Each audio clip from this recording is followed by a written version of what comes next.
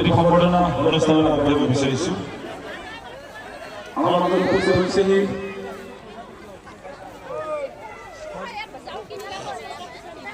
আমাৰ মাজত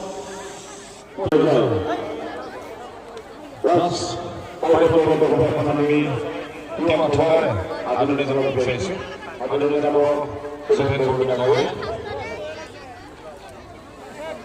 আমি তেখেতলৈ বহুত ধন্যবাদ। তেখেতৰ ব্যস্ততা গুৰুত্বপূৰ্ণ জীৱনৰ